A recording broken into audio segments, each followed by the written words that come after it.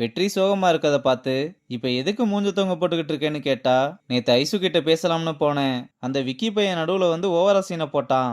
அவன் தான் அப்படி பேசுறானா, அவளும் கண்டுக்காம அமைதியா இருக்கா. ஆனா இப்படியெல்லாம் இருக்கிறது எனக்கு சுத்தமா பிடிக்கலன்னு சொல்லும்போது, எனக்கும் தாண்டா இந்த டீயே சுத்தமா பிடிக்கலன்னு மேனேஜர் வந்து, இத நீ சாப்பிடுவியாடா குடிச்சு பாரான்னு பாண்டி கிட்ட கொடுக்க, அப்ப மியூசிக் டைரக்டர் வந்து, பசங்க கிட்ட ஏன் இப்படி பேசிக்கிட்டு இருக்கீங்க? நான் வந்ததுல இருந்தே ஃபுட் எல்லாம் ரொம்பவே நல்லா இருக்கு. ஆனா காலையில நம்மள ரிஃப்ரெஷிங்கா வச்சுக்க, டீயும் ஸ்நாக்ஸும் சரியில்லைன்னா அந்த நாளே மோசமாயிரும்னு, அதை மட்டும் கொஞ்சம் மாத்த சொல்லுங்கன்னு சொல்ல, நம்ம பசங்களும் சாரி கேட்டு இத பத்தி மேனேஜ்மெண்ட்ல இன்ஃபார்ம் பண்றோம்னு சொல்றாங்க. இங்க மீட்டிங்ல ராஜன் ரகுபதி கிட்ட, மசாலா பாக்கெட் பிளான் நம்ம நினைச்ச மாதிரி போகல. நம்ம கெஸ்ட் எல்லாருமே நெடுமாறனோட ஃபுட்டை எக்ஸ்பென்சிவா ஃபீல் பண்றாங்க. அதுல இருக்க கைடை ஃபாலோ பண்ணாலும் நெடுமாறனோட டச் இல்லைன்னு ஃபீல் பண்றாங்க. அதுவும் இல்லாம ஒரு தடவை வாங்கிட்டு போனவங்க மறுபடியும் ஆன்லைன்ல பர்ச்சேஸ் பண்ணவே இல்ல. அந்த ஸ்டாக் எல்லாம் வேற சேல் ஆகாம அப்படியே இருக்குன்னு சொன்னதும் ரகுபதியும் யோசிச்சு பார்த்து, அந்த ஸ்டாக் எல்லாம் 50% ஆஃபர்ல கிளியர் பண்ணிருங்க, அதோட சேர்த்து ப்ரொடக்ஷனையும் ஸ்டாப் பண்ணுங்கன்னு சொல்றாரு. சார் இதனால நமக்கு லாஸ் மட்டும் தானே சொன்னா, விடுங்க அடுத்து என்ன பண்ணலாம்னு யோசிக்கலாம்னு ரியா சோகமா இருக்கதை பார்த்து, இந்த லாஸை யாரும் ப்ளேம் எடுத்துக்க வேணாம், எல்லாத்தையும் மறந்துட்டு அடுத்த வேலையை பாருங்கன்னு சொல்லிட்டு போறாரு. ஆனா ரியா தன்னால தான் இந்த லாஸ் வந்ததுன்னு ரொம்ப ஃபீல் பண்றா. இங்க வெற்றியும் பாண்டிக்கிட்ட ரொம்ப கோவமா, என்னையா அவன் நான் ஏதோ சமைச்சு கொடுத்த மாதிரி அந்த கிளி கிளிக்கிறான், அட விட்றா இவன் மட்டுமா பேசுறான், கொஞ்ச நாளாவே காஃபி டீ சரியில்லை ஸ்நாக்ஸ் சரியில்லைன்னு கம்ப்ளைண்ட் வந்துகிட்டே தான் இருக்கு. பேசாம நம்ம இதையே நெடுமாறன் கிட்ட சொல்லக்கூடாது. டேய் இதை மட்டும் அவர்கிட்ட சொன்னா கொதிக்கிற பால் எடுத்து உன் தலையிலேயே ஊத்தி விட்டுருவாரு, அப்புறம் ஓ மண்டையே அந்த ஆள் மண்டை மாதிரி ஆயிரும், பரவாயில்லையான்னு கேக்குறான். அப்ப ராஜனும் ரியாவும் நிக்கிறத பார்த்து இவங்க கிட்ட சொல்லிடலாம்னு அவங்க கிட்ட விஷயத்த சொன்னதும், கொஞ்ச நாளைக்கு முன்னாடி தானே சப்ளையரை மாத்தணும்னு சொன்னேன். ஆமா ரியா, ஆனா அது நெடுமாறன் கண்ட்ரோல்ல இல்ல, இருந்தாலும் நான் பேசி பாக்குறேன்னு நாங்க இதை பாத்துக்கிறோம்னு சொல்லிட்டு போறாங்க. அப்படியே கையோட நெடுமாறனை பார்க்க வந்து, நாளுக்கு நாள் பேண்ட்ரியோட ஃபுட்டு சரியில்லைன்னு கம்ப்ளைண்ட் வந்துகிட்டே இருக்கு, அதுக்கு நான் என்ன பண்ண முடியும்? பேண்ட்ரி நடத்த நான் கேட்குற பட்ஜெட்டை உங்களால கொடுக்க முடியாது, நான் கேட்குற குவாலிட்டியான ப்ராடக்ட்ஸையும் சப்ளை பண்ண முடியாது, அப்புறம் இதை பத்தி பேசுறதுக்கு என்ன இருக்கு?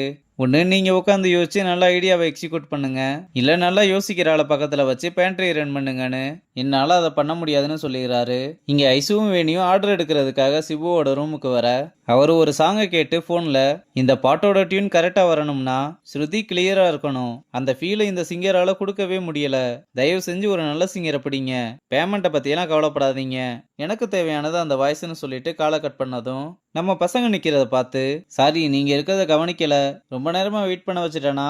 இல்ல சார் ஃபீட்பேக் கேட்டுட்டு டின்னருக்கு ஆர்டர் எடுத்துட்டு போலாம்னு வந்தோம்னு சொல்ல, லஞ்ச் ரொம்பவே நல்லா இருந்தது, நைட்டு டின்னருக்கு நீங்களே சஜஷன் பண்ணுங்கன்னு சொல்ல, அவங்க பண்றதுலேயே பெஸ்டான டிஷஸ் சொன்னதும், அப்படின்னா அதையே கொண்டு வந்துருங்கன்னு சொல்லிட்டு அந்த சாங்கோட மியூசிக்கே கேட்டுக்கிட்டு இருக்காரு.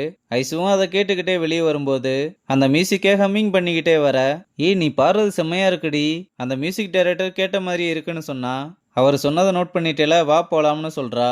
ஆனா வேணி விறுவிறுன்னு மேனேஜர் கிட்ட வந்து ஐசுவை பத்தி சொல்லி, அவளுக்காக ஒரு சான்ஸ் வாங்கி தர முடியுமா, அவ பாடுறத அவர் ஒரு தடவை கேட்டா போதும், அதுக்கப்புறம் அவரே டிசைட் பண்ணட்டும்னு சொல்ல, என்னது அவரே டிசைட் பண்ணட்டுமா, அவருக்கு நீங்க வேலை கொடுக்குறீங்க, உனக்கு ஒன்று தெரியுமா, நானே நல்லா பாடுவேன், ஆனா நானே இதுவரை அவர்கிட்ட சான்ஸ் கேட்டது கிடையாது, இதுல ரோட்ல போற வரவங்களுக்கெல்லாம் நான் சான்ஸ் வாங்கி தரணுமான்னு ஹெல்ப் எல்லாம் பண்ண முடியாதுன்னு அசிங்கப்படுத்தி அனுப்புறாரு. இதை நம்ம பசங்களும் ஒளிஞ்சிருந்து பார்க்கும்போது பாண்டி இவளுக்கெல்லாம் தேவைதானே ரொம்பவே சந்தோஷப்படுறான். யோ பாவமே அந்த பொண்ணு சிரிச்சுக்கிட்டு இருக்க, யோ பாவமே அந்த பொண்ணு சிரிச்சுக்கிட்டு இருக்க, நீ பாவம் பார்த்ததெல்லாம் போதும் வா போலாம்னு கூப்பிட்டு போறான். இங்க வேணி வந்தது எதுக்குடி அவங்கிட்ட போய் சான்ஸ் கேட்ட, நான் உன்னை கேட்க சொன்னான்னு கேட்டா, இல்லடி நீ என்னையும் விக்கியையும் சேர்த்து வச்சதுனால உனக்கு பதிலுக்கு ஏதாவது பண்ணலாம்னு தான் அப்படி பண்ணேன், நீ இந்த மாதிரி ரியாக்ட் பண்ணுவேன்னு எனக்கு தெரியாதுன்னு சாரி கேட்குறா. உனக்கு தான் என் அப்பாவை பத்தி தெரியும்ல, இந்த விஷயம் மட்டும் அவர் காதுக்கு போச்சுன்னா ரொம்ப வருத்தப்படுவாரு, அப்புறம் அவரை என்னால ஃபேஸ் பண்ணவே முடியாது, தயவு செஞ்சு ஹெல்ப் பண்றேன்னு இந்த விஷயத்துல இந்த மாதிரி பண்ணாதன்னு சொல்றா. வேணியும் இனிமேல் இந்த மாதிரி பண்ண மாட்டேன்னு சாரி கேட்குறா. இங்க வெற்றியும் ஐசு கிட்ட பேசணும்னு முடிவெடுத்திருக்கான் போல, பேசாம விட்டுட்டு போக வேண்டியதானு சொன்னா, அவ்வளவு பழகிட்டு அப்படியெல்லாம் விட்டு போக முடியல பாண்டி, அவகிட்ட ஒரு சாரி கேட்டு எங்களுக்குள்ள இருக்க மனஸ்தாபத்தை சரி பண்ணா போதும். டேய் அவ்வளவு சீக்கிரம்லாம் அவளை வலிக்கு கொண்டு வர முடியாது, நீ வேணும்னா ஏதாவது ஹெல்ப் பண்ணி ட்ரை பண்ணி பார்க்கலாம். இன்னைக்கு வேணி மேனேஜர் கிட்ட ஐசு பாட்டு பாடுறதுக்காக சான்ஸ் கேட்டுக்கிட்டு இருந்தால, நம்ம ஏன் சிபு கிட்ட நேரா பேசி வாய்ப்பு வாங்கி தரக்கூடாது? டேய் நீ சிபு கிட்ட பேசி வாய்ப்பு வாங்குறதெல்லாம் ஈஸி, ஆனா அந்த மேனேஜரை தாண்டி அவர்கிட்ட பேச முடியுமா? யோ நெடுமரனே விரல விட்டு ஆட்டி இருக்கோம், இவன்லாம் நமக்கு ஒரு ஆளா பாத்துக்கலாம். சரி நீயே சொல்லிட்ட, அந்த மேனேஜரை தூக்கி போட்டு ஐசுக்கு சான்ஸ் வாங்கி தரோம்னு சொல்றதோட இந்த எபிசோட முடிச்சிருக்காங்க.